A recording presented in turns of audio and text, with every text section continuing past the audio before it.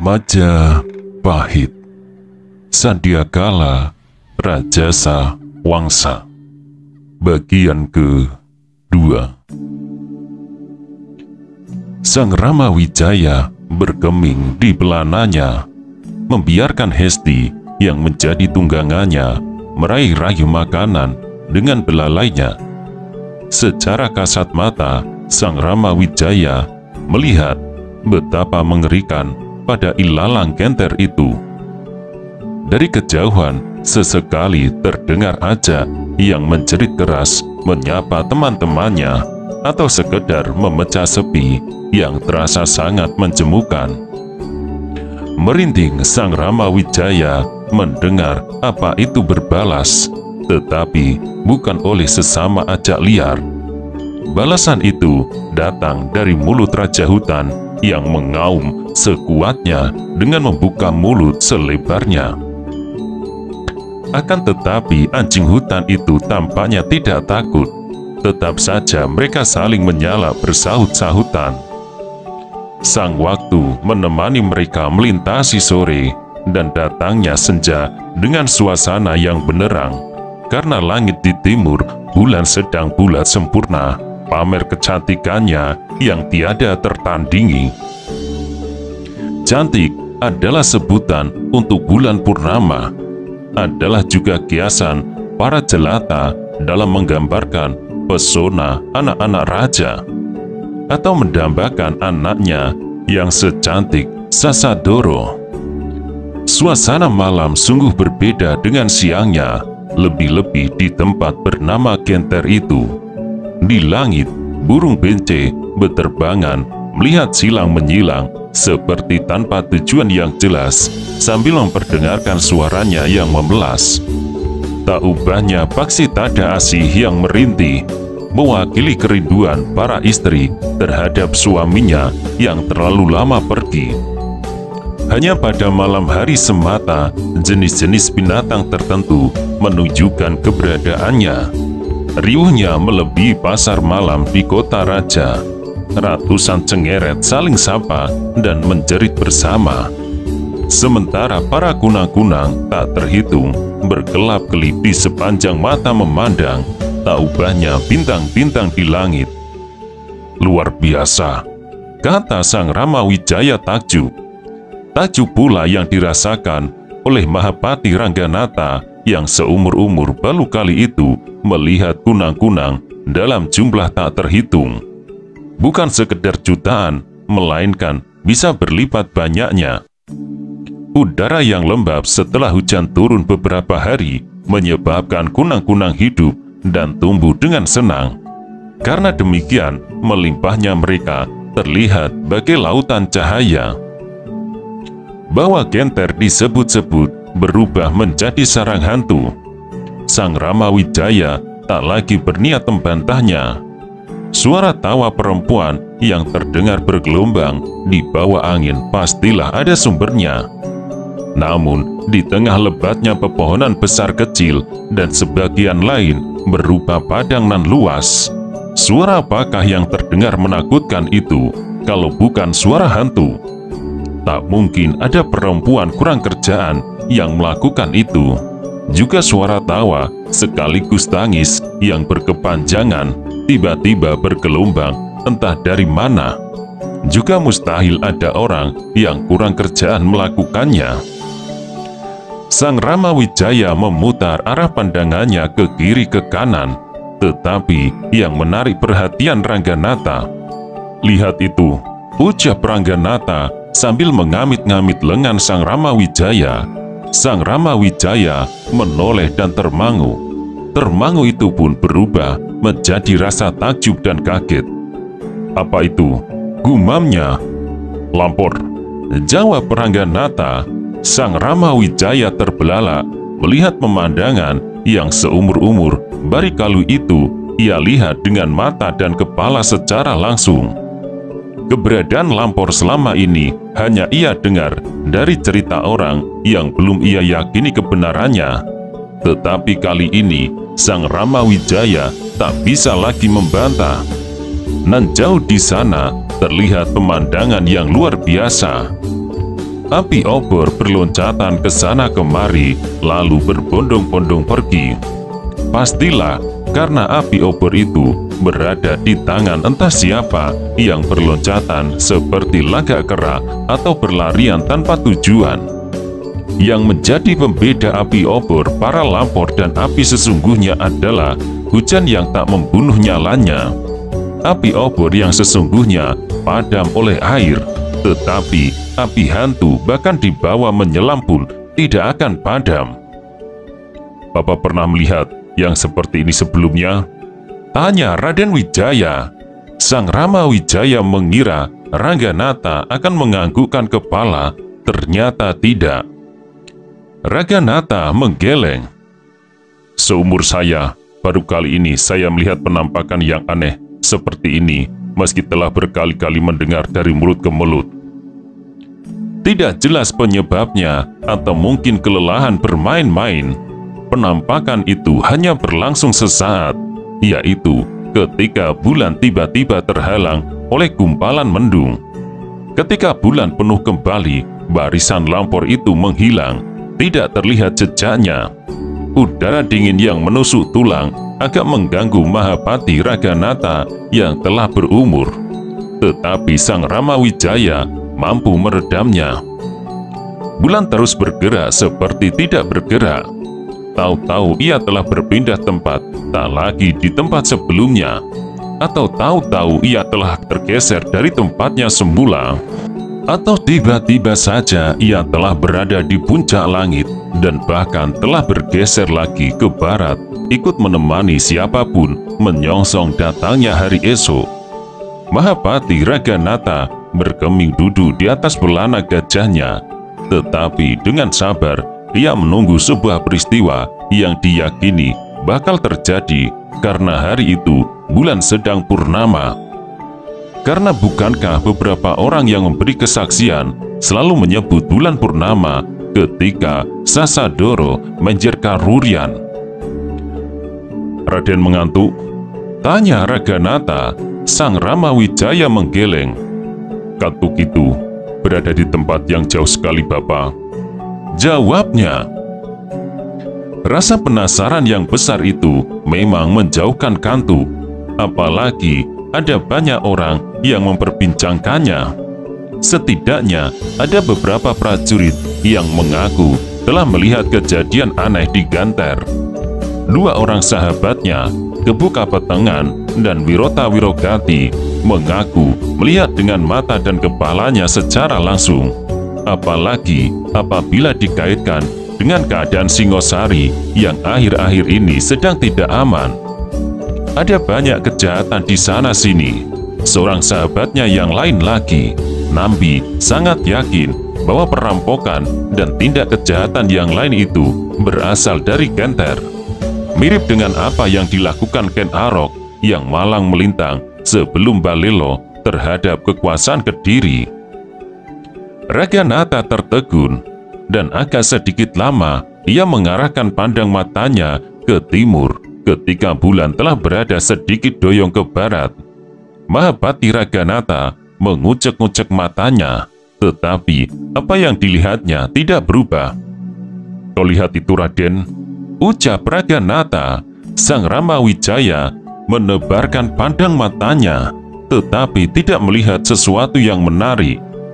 Anak dia Lembutal, cucu Batara Narasingha itu, merasa aneh ketika ia melihat Mahapati Rangganatha mengarahkan pandang matanya ke timur.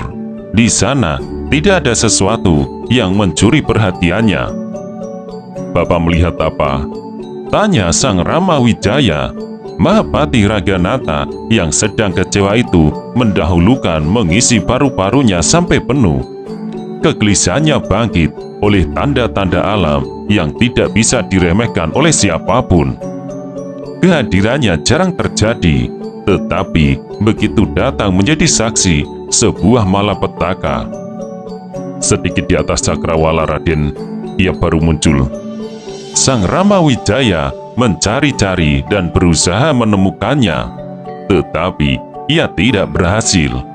Pemuda berdarah biru itu tidak menyadari yang ia cari berada di atas bintang. Bulan yang terlalu terang menyebabkan Lintang Kemukus itu tidak tertangkap matanya. Mahapati Raganatha menoleh ke belakang dan berharap mendung akan melintas lagi. Apa yang ia ingin itu menjadi kenyataan. Suasana yang gelap itu membatu. Di langit tinggi Sena menjerit. "Lintang Kemukus, Raden, lurus ke timur," bisi Mahapati Raganatha. Akan tetapi ucapan dalam bisikan itu terdengar cukup jelas. Setelah sesaat berusaha mencari, Sang Ramawijaya berhasil menemukan jejaknya. Melihat amat samar, ia melihat bintang dengan sebuah garis di belakangnya. Bintang yang kehadirannya selalu dikaitkan dengan sesuatu yang mencemaskan itu disebut Kemukus. Kehadirannya bertanda malapetaka. Sang Ramawijaya sama seperti Raganatha, ia percaya kehadiran bintang Kemukus merupakan pertanda buruk bakal terjadinya kekacauan besar. Bisa perang dan bisa pula panggebluk. Sebuah kakawin yang berjudul Nyai Calon Arang yang sering dibacanya menyebut sebuah peristiwa yang terjadi pada zaman Kahuripan. Seorang perempuan jahat membuat ulah. Perempuan yang tersakiti hatinya itu mengobrol mantra-mantra jahat yang mengalir di udara menyebabkan banyak kematian. Ribuan jumlahnya. Mereka yang jatuh sakit pagi hari akan mati sore hari dan sebaliknya.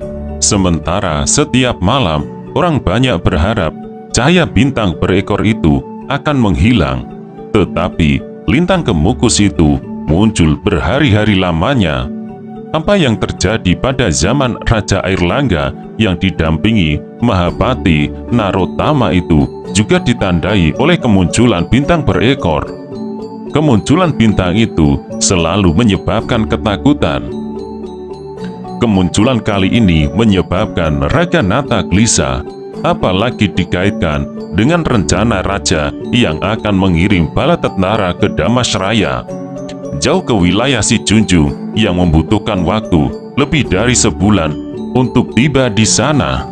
Kekhawatiran adalah ketika negara kosong karena tiada prajurit, Singosari akan dilibas dari arah belakang. "Apa pendapat Bapak?" tanya Raden Wijaya. Mahapati Raganatha tak segera menjawab pertanyaan itu dan menghulumnya dalam benak.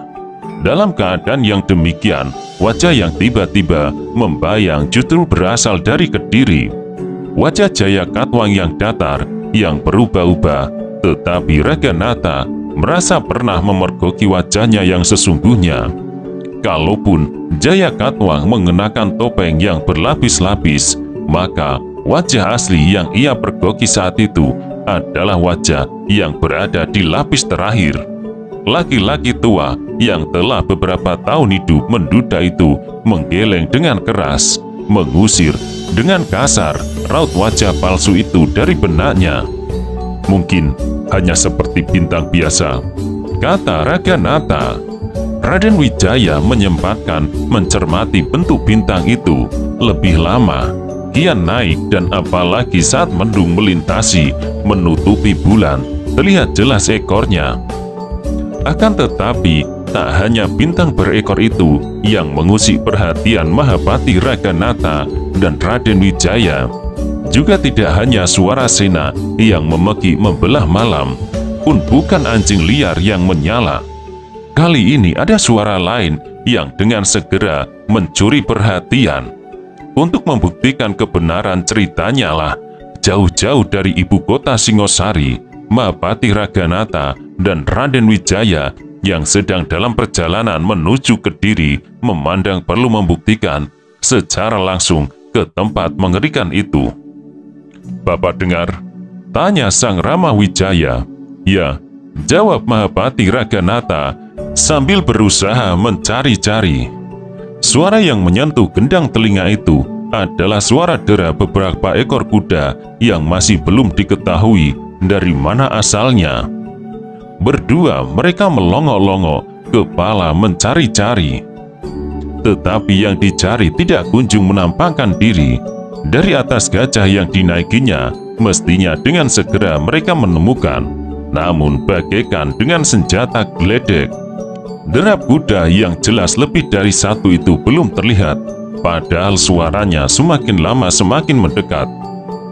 Apakah benar-benar pasukan hantu? Raden Wijaya meletupkan penasarannya. Raganatha tidak menjawab.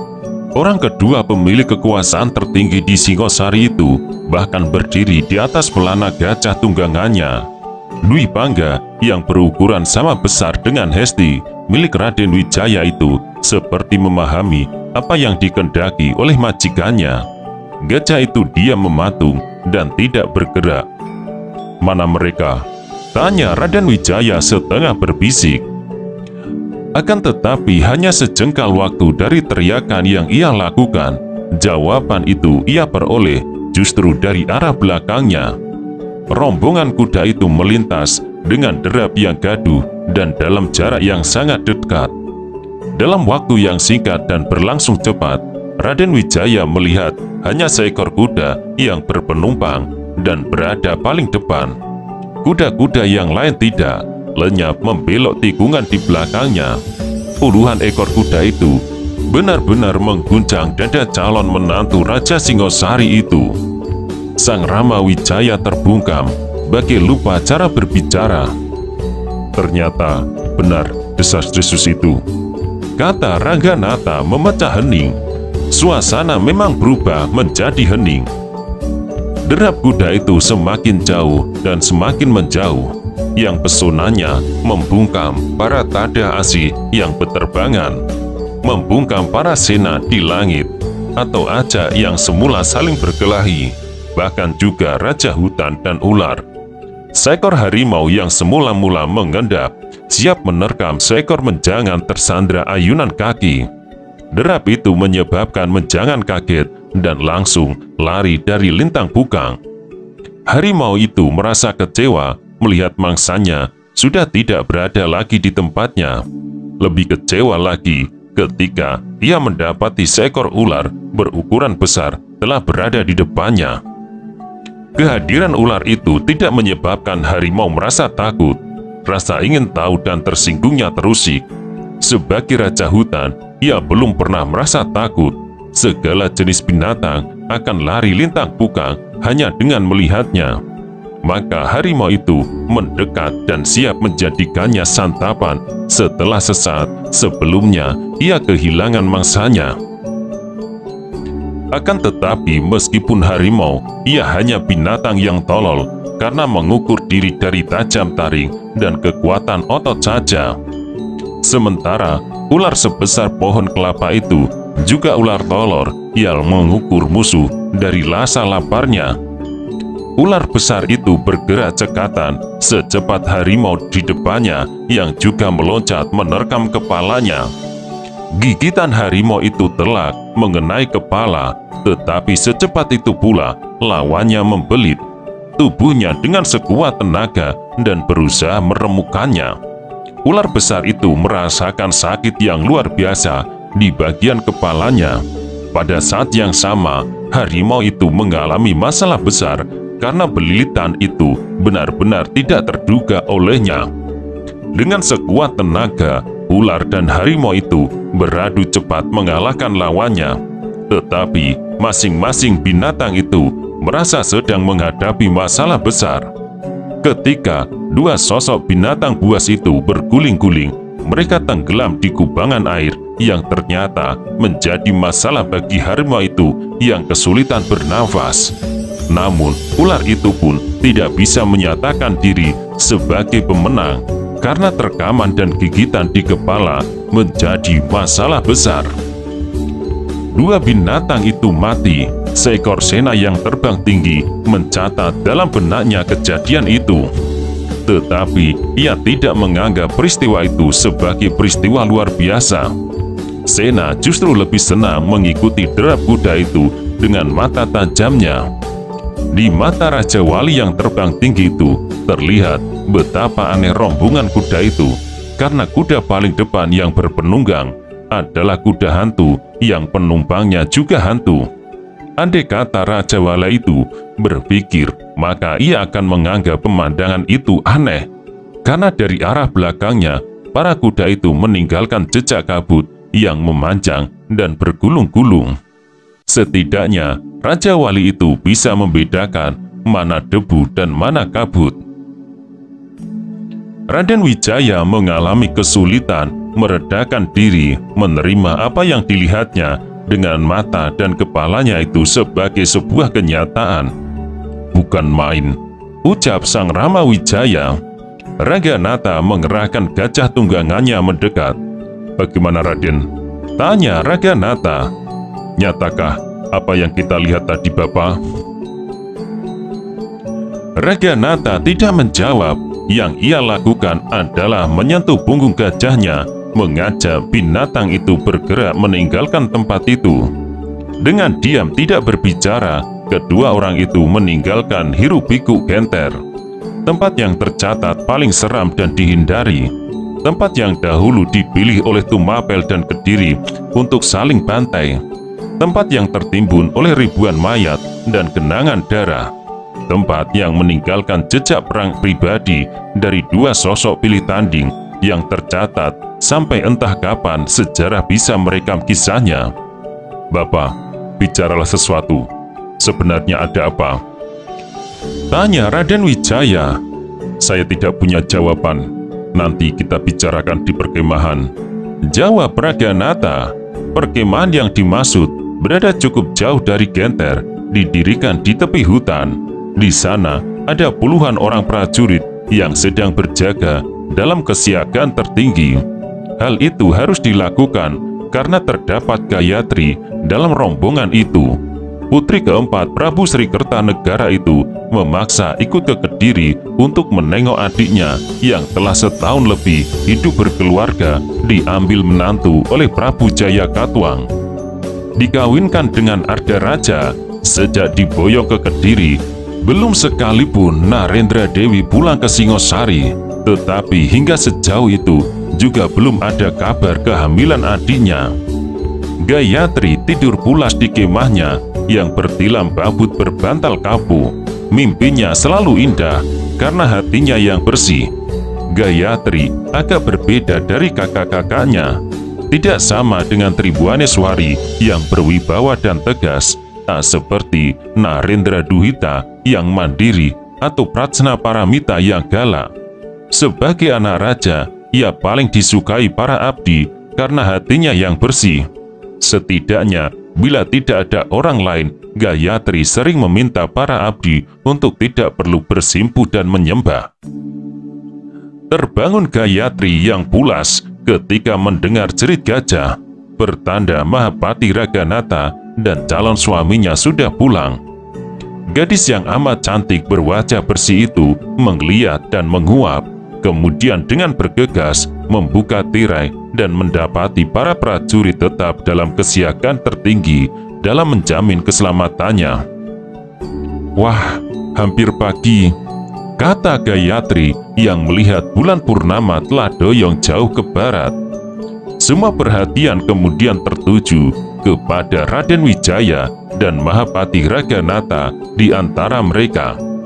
Wedang jahe hangat dan ketela pohon rebus telah disiapkan oleh seorang prajurit.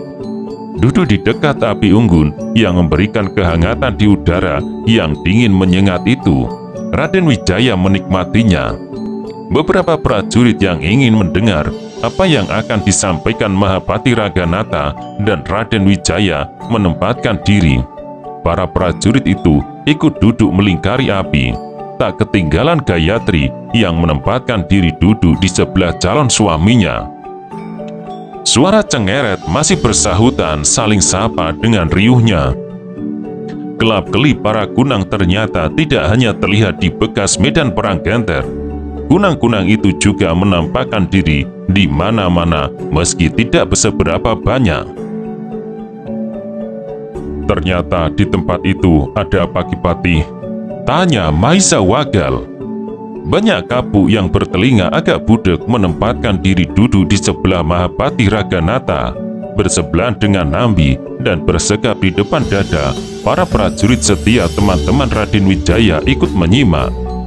Gajah Bagon mendengarkan dengan berdiri sambil mengelus-ngelus gagang senjata kesayangannya.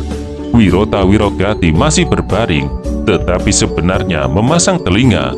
Sementara Medang Dangdi tidak terlalu menampakkan isi hati melalui raut wajahnya yang selalu datar. Ronggo Lawi sedikit memisahkan diri dengan berdiri di kejauhan. Pemuda dari Tuban itu memandang langit timur karena ada sesuatu yang menarik perhatiannya.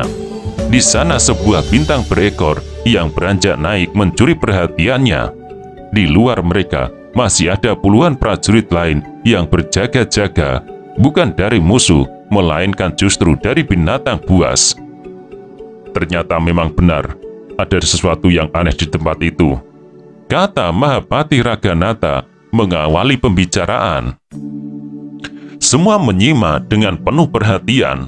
Dengan singkat tetapi jelas, Raganata menceritakan apa yang dilihatnya selama ia memisahkan diri dari rombongan mengintip apa yang terjadi di Genter. Bagian yang amat menyita perhatian adalah rombongan kuda yang keluar dari lebatnya bekas medan perang Genter. Terasa aneh sekali karena rombongan kuda itu ada yang mengendalikan, bukan sekedar kuda-kuda liar yang berlarian ke sana kemari tanpa tujuan.